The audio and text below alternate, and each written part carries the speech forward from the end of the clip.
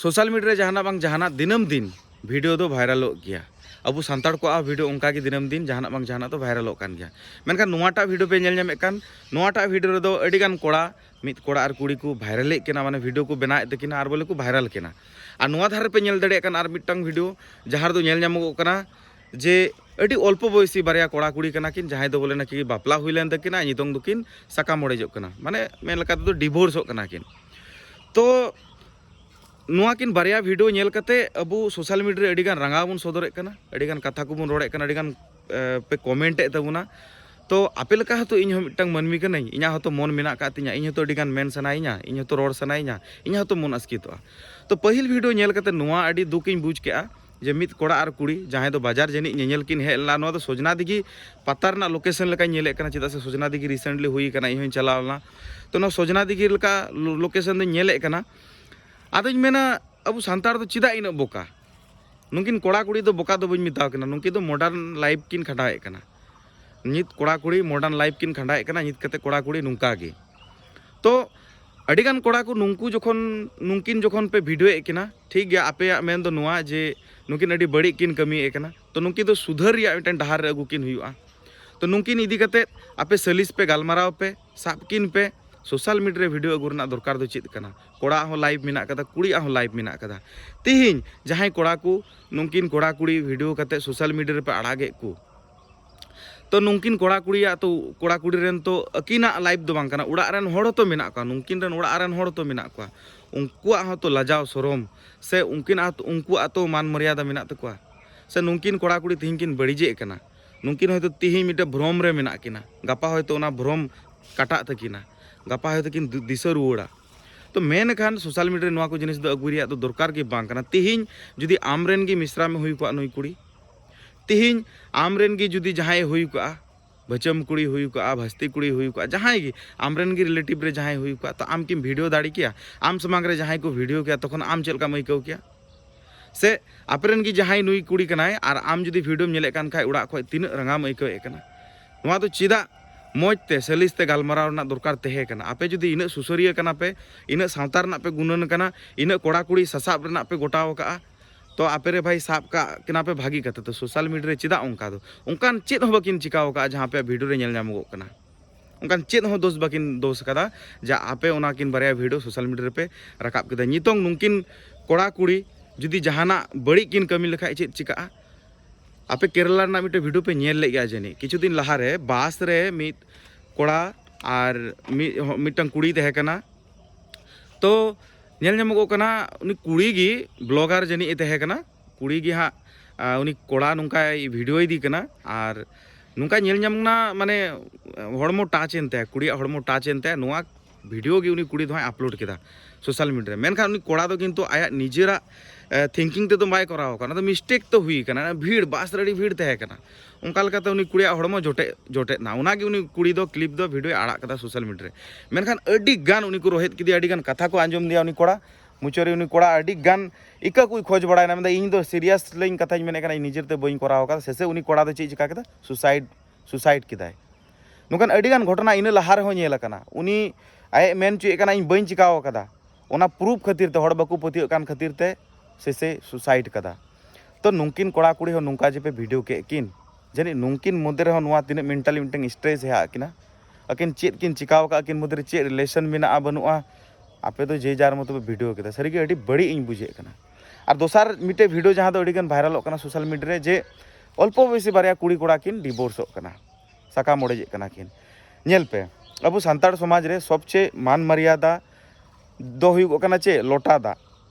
आना दो जखन ना लोटा दा रे जखन अब उल साकाम बुन एमा आसे उल डर बुन एमा से साकाम बुन एमा तखन दो उना दो अब धर्म लोटा हुयन तबुना और ना धर्म लोटा बार हड़ किन फांदा केदा तो नो फांदा चुरे गोटा आतुरन हड़ पे हे इलेना गोटा आतुरन हड़ पे दुड़ुब लेना बिचार सलिस रे पे तहे कना मेनखान आपे गी तो मिद जुखाय तो जनी नुकिन पे बपलाव का किना मेनखान आपे नोडे इन मेना कि आपे भूल मेना अडी मारंग भूल उन जुखाय रे जखन नुकिन बापला किन मेन लेदा से किन बापला लेना तो उन जुखाय रे बुझाव रना दरकार तहे कना माने हड़ दो हड़मो तेम पूरा लेन खाय तो बांग हुआ नोआ दिमाग ते मेंटली हो पूरा हुई तमा पक्तो हुई तमा शक्तो हुई तमा हड़मो तेम पक्तोयना शक्तोयना ताई बोले कि होबे नोआ दिमाग ते हो पक्तो शक्तो हुई दरकार कना आदो आपे दो उन रेगी उना पे बुझाव दाड़ी चुकी किना से अकिन मध्रे दुलड़ तकिन बापला लेन खाय उना पे मेन दाड़ी किया तो उइना धबी दो अबु दो लहा दो सिकनत एम दरकार कना जे मिटे संसार जीवी से संसार खंडाव मिटंग कटी मिटंग कथा दो बांग कना नुआ अडी मिटंग गहिर जिनिस कान तबुना तो नितोंग नेल ᱧᱟᱢᱚᱜ ᱠᱟᱱᱟ कटी उमेर रेगी नुकिन दुकिन छाड़ा छाड़ी कना कुड़ी गिद्रा नेलते नेलोगोग कना जे जहाँ साज सवार कते हे कना माने माने छपरी खुना हानते आरेगी छपरी खुना हानते और कोड़ा गिद्रा जहाँ नेल ᱧᱟᱜᱚᱜ कना नेलोगोग कना जे नुई दो टाका पैसा ते अभाव गया हयतो जनी नुई कुड़ी गिद्रा ओना अभाव चाहिदा बाय मिटा दाड़ी ताय कना खातिर तेगे जनी कुड़ी हो आज निजेरा इये तेगे आरकी छाड़ा छाड़ी कनाय सेकिन छाड़ा छाड़ी कना तो जहाँ लका लोटा को लेबेद उतर के जहाँ लका सोई मारते दड़ पारमना सारी अड़ी दुख बुझे कना आदो नुआ दो मिटंग जस्ट वीडियो कना नेलते अड़ी गान मन खराबो कना मेन खान नुंका हो हापिन माने नुंका हो हापे हापे तीन गान रिलेशन माने अबु सांताड़ को आज बड़ी कना तीन गान कोड़ा कुड़ी को बापाक कना नुआ दो माने हजार हजार रिकॉर्ड रे मेना इन ठेन मा नुआ कुरना हो वीडियो हिजुगो कान जे दादा अलिंग मुद्रे रिलेशन तहे कना 5 बछर रिया 7 बछर रिया